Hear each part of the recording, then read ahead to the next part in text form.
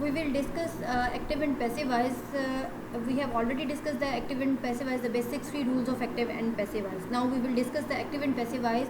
Then how can we change or how can we convert an active sentences of a past tense into the passive one.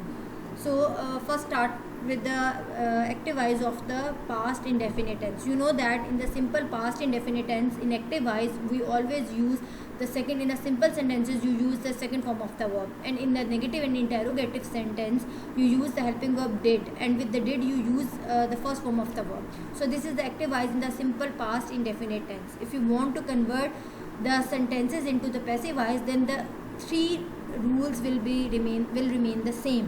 जो तीनों rules हमने discuss किए थे वो क्या थे? That is subject will be replace by object and object will be replace by subject, and we will use the third form of the verb in a passive sentence, and we also use by. So these three rules will remain the same in a passive sentences. So if a sentence if you identify that your sentence is in the active voice of the simple past indefinite tense, then you will change it in the into the passive voice. Then you will also follow these rules. For example, if a sentence is he played a cricket. So this is a simple sentence of a past indefinite tense. ये जो है एक सादा जुमला है past indefinite tense का. Now if you want to change this sentence into the passive voice, so you will apply all the three basic rules of the passive voice. Subject will be replaced by object and object will be replaced by subject. A cricket was played by him. Now you will use was as a helping verb because the sentence is in the past tense of active voice. क्योंकि जुमला जो है वो active voice का past tense है, इसलिए यहाँ पर आप हेल्पिंग वर्ब जो यूज़ करेंगे वो वॉज एंड वर यूज़ करेंगे, क्योंकि वॉज एंड वर और also the was were and did had, these are all the helping verbs of past tense. बिल्कुल सिमिलरली जिस तरह प्रेजेंट के जो हेल्पिंग वर्ब हैं वो is, are, am, do, does और जो है हैज़ हैं, इसी तरह पास्ट के जो हेल्पिंग वर्ब हैं वो वॉज, वर और हैड जो है ये हेल्पिंग वर्ब्स हैं पास्ट टेंस के. यहाँ पर हम बात करें सिंपल पास्ट इंडेफिनिट टेंस की, तो इसलिए जो है जब आप इसमें पैसिव वाइज में जाएंगे तो उसमें जो है आप हेल्पिंग वर्ब वॉज लगाएंगे with the according to the rule जो है वो third form of the verb is applied. Similarly if the sentence is in the negative, suppose he did not play a cricket, so this is a negative sentence of simple past indefinite tense. तो आप जब इसको convert करेंगे passive wise में तो a cricket was not played by him, तो आप जो है हेल्पिंग वर्ब वॉज लगाएंगे और उसके साथ according to the rule you will use a third form of the verb. So this is the passive voice of past tense. अब आते हैं जी पास्ट कंटिन्यूस की तरफ, के पास्ट कंटिन्यूस का पैसिव वॉइस जो है वो आपने कैसे बनाना है. पास्ट कंटिन्यूस का अगर एक्टिव वॉइस है तो वो क्या होगा? He was playing cricket, he was playing cricket. अब ये देखें ही वॉज प्लेइंग क्रिकेट, वो क्रिकेट खेल रहा था. This is when you will identify the tense, तो अगर आप इसको आइडेंटिफाई करें कि कौन सा टेंस है तो ये पास्ट कंटिन्यूस है एक्टिव वाइज में. अब अगर आपने इसको पैसिव वाइज में चेंज करना है तो वही रूल्स सेम रहेंगे, यानी कि subject will be replaced by object, object will be replaced by subject, यानी कि अ क्रिकेट वॉज. अब चूँकि ये कंटिन्यूस है हमने कंटिन्यूटी भी शो करनी है, तो बिल्कुल इसी तरह से प्रेजेंट कंटिन्यूस का आपने पैसिव वाइज बनाया था और आपने इज़ बीइंग के साथ third form of the verb लगाई थी, तो यहाँ पर सिर्फ आप हेल्पिंग वर्ब तब्दील कर देंगे और यहाँ पर आप जो पास्ट कंटिन्यूस का पैसिव वाइज है उसमें वॉज और वर के साथ आप बीइंग लगाएंगे और उसके साथ जो है वो according to the rule third form of the verb is applied. For example he was playing a cricket, a cricket was being played by him. और अगर ये जुमला नेगेटिव होगा he was not playing a cricket, तो ये क्या हो जाएगा? A cricket was not being played by him.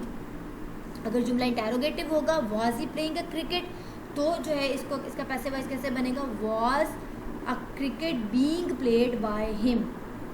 So this is the passive voice of past continuous tense. Simple आपने देखे कहाँ पे फ़र्क आ रहा है प्रेजेंट कंटिन्यूस के पैसिव वॉइस में और पास्ट कंटिन्यूस के पैसिव वॉइस में. कहाँ पे फ़र्क आ रहा है? सिर्फ हेल्पिंग वर्ब में.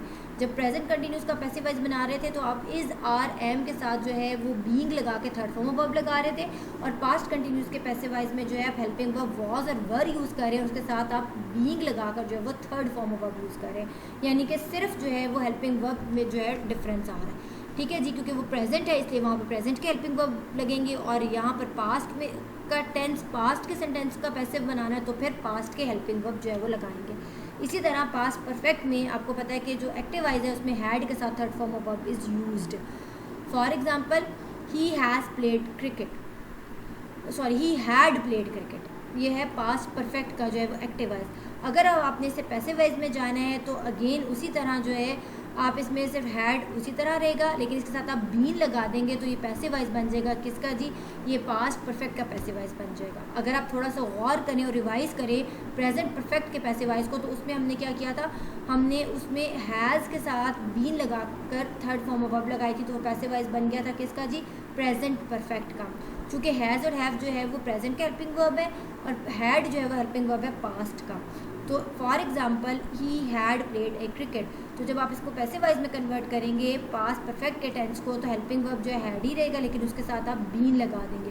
अ cricket had been played by him, तो ये बन जाएगा जी passive voice of past perfect tense. और पास्ट परफेक्ट कॉन्टिन्यूस का पैसिव वॉइस नहीं होता. और उसमें और पास्ट परफेक्ट के पैसिव वॉइस में और पास्ट परफेक्ट कंटिन्यूस का जो एक्टिव वॉइस उसमें क्या डिफरेंस होता है, आपको मैंने कल भी हमने जब डिस्कस किया था प्रेजेंट वाले टेंसेस, तो ये डिस्कस किया था. पास्ट परफेक्ट का जो पैसिव वॉइस होता है उसमें हैड बीन के साथ थर्ड फॉर्म ऑफ वर्ब लगती है, जबकि पास्ट परफेक्ट कंटिन्यूस जो है एक्टिव वॉइस में उसमें हैड बीन के साथ first form of verb with ING लगती है. ठीक है जी, तो ये तो था पास्ट टेंस. अब अगर फ्यूचर की तरफ आएँ तो वो भी सेम है, सेम ऐसे ही आप उसमें तीनों रूल्स अप्लाई करेंगे, सिर्फ हेल्पिंग वर्ब में जो है वो चेंजिंग आएगी. फॉर एग्जांपल अगर आप फ्यूचर इंडेफिनिट टेंस की बात हम करें तो फ्यूचर इंडेफिनिट टेंस में विल और शेल के साथ आपको पता है first form of verb use की जाती है, लेकिन जब आप इसका पैसिव वॉइस बनाएंगे तो विल बी और शेल बी के साथ third form of verb use की जाएगी. For example he will play a cricket, तो जब आप इसका पैसिव बनाएंगे a cricket will be played by him. Clear? तो उसमें हम जो है जब आप फ्यूचर इंडेफिनिट टेंस का पैसिव वॉइस में जाएंगे तो according to the rule of the passive voice वहाँ पर भी आप third form of verb use करेंगे और विल के साथ आप बी लगा देंगे. तो विल बी ये सजेस्ट करेगा कि ये पैसिव वॉइस है किसका? फ्यूचर इंडेफिनिट टेंस का. इसी तरह अगर आप फ्यूचर कंटिन्यूस की बात करें तो फ्यूचर कंटिन्यूस का एक्टिव वॉइस क्या होगा? He will be playing cricket. ठीक है जी, he will be playing cricket. लेकिन जब आप इसका पैसिव वॉइस बनाएंगे तो फिर आप प्लेइंग की जगह प्लेड यूज़ करेंगे. ठीक है जी, a cricket will being played by him. सिर्फ किस में तब्दीली आ रही है? हेल्पिंग वर्ब में. बाकी जो है उसी तरह से बीइंग लग रहा है कंटिन्यूस में, उसी तरह से थर्ड फॉर्म ऑफ वर्ब जो है वो अप्लाई हो रही है. सिमिलरली अगर फ्यूचर परफेक्ट की बात करें तो उसमें जो है वो क्या होता है? विल हैव के साथ और शेल हैव के साथ आप third form of verb use करते हैं. फॉर एग्जाम्पल अगर मैं ये कहूँ इस तरह से, अगर इसको जुमला सेम सेंटेंस अगर जो है वो फ्यूचर का एक्टिव वॉइस में हो, फ्यूचर परफेक्ट एक्टिव वॉइस में हो, he will have played cricket, he will have played cricket. अब इसका अगर पैसिव वॉइस आपने बनाना है तो क्या हो जाएगा? A cricket will have been played by him. तो यहाँ पे सिर्फ बीन का हमने एडिशन कर दिया और हेल्पिंग वर्ब जो है विल हैव जो है वो सेम रहेगा. और अकॉर्डिंग टू द रूल जो है subject will be replace by object, object will be replace by subject, और हम जो है रूल के अकॉर्डिंगली जो है इसमें third form of the verb use कर रहे हैं. ठीक है जी, तो ये था जी एक्टिव एंड पैसिव वॉइस. तो इसकी एक्सरसाइज जो है वो will discuss in the zoom class. उसकी हम एक दो एक्सरसाइजेज जो है जूम की क्लास में डिस्कस कर लेंगे. आप इसकी प्रैक्टिस करेंगे, it will be more clear to you. So जो है this is the topic of active and passive voice. Hopefully it will be clear to